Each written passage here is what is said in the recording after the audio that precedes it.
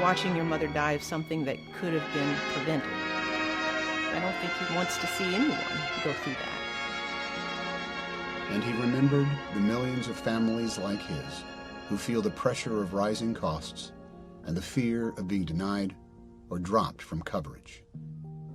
When you hear people saying that this isn't the right time, when you hear people more worried about the politics of it than what's right and what's wrong, I want you to think about the millions of people all across this country who are looking for some help. And when the votes were counted, that help would come. The bill is passed.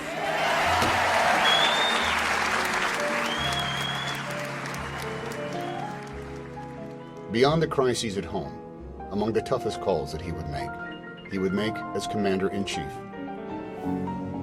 He had promised to bring a responsible end to the war in Iraq and bring the troops home. It was a promise kept. After 9 years in Iraq, all the troops are returning.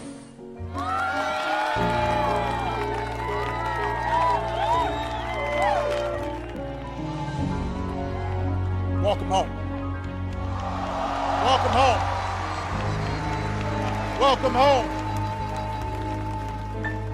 And it was part of his broader plan to refocus our efforts on those that had attacked us. Intelligence reports locating Osama bin Laden were promising, but inconclusive. And there was internal debate as to what the president should do. We sat down in the situation. The entire national security apparatus was in that room. The president turns to every principal in the room, every secretary. What do you recommend I do?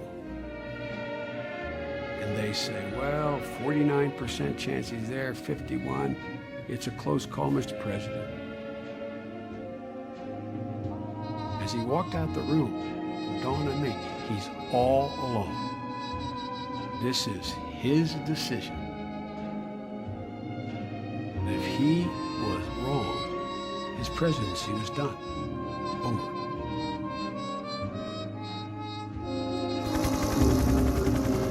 Today, at my direction, the United States launched a targeted operation that killed Osama bin Laden, the leader of Al-Qaeda.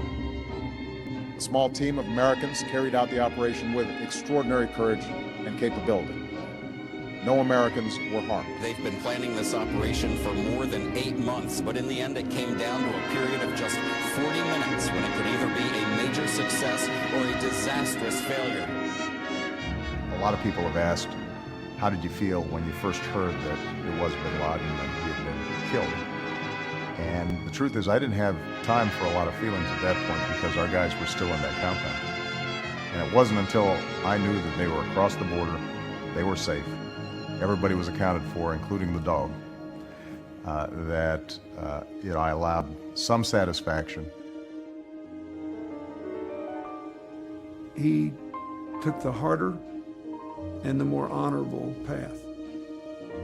When I saw what had happened, I thought to myself, I hope that's the call I would have made.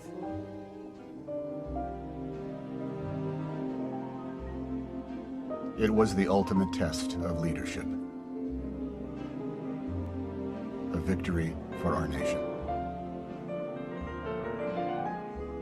And there would be many others.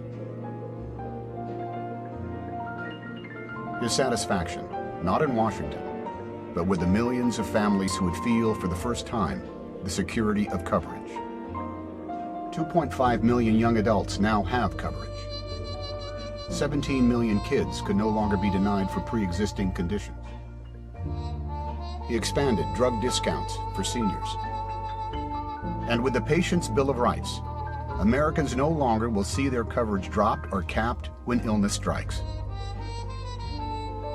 He restored science to its rightful place.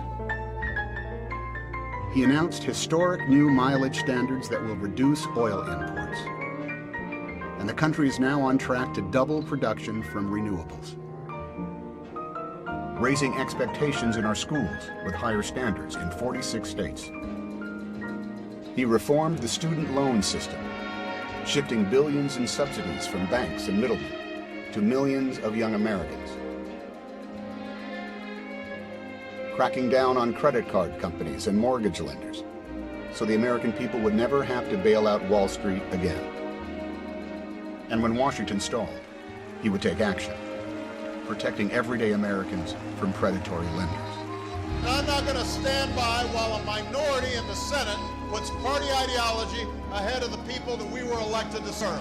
Not at this make-or-break moment for middle-class Americans. They changed the way the world sees us.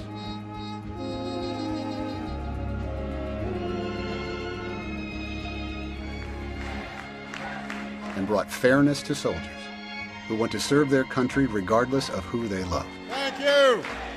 Yes, we did. And a landmark law so that a woman who does the same job as a man can get the same pay. We will make sure that our daughters have the same rights, the same chances, the same freedoms to pursue their dreams as our sons. Judge Sotomayor, are you prepared to take the oath? I am. He placed 2 experienced jurists on the Supreme Court. And while the economic crisis proved to be more severe than experts had predicted, month by month there was progress. Over 3.5 million private sector jobs in 2 years. And welcome news from Detroit. It is a banner day for the resurgent U.S. auto industry. Less than 2 years after coming out of bankruptcy, General Motors announced today it is investing $2 billion in 17 plants. With business booming, they repaid their loans. Tonight, General Motors is once again #1 in sales worldwide.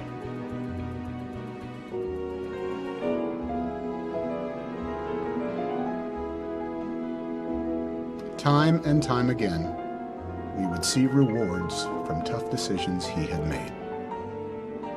Not for quick political gain, but for long-term and enduring change.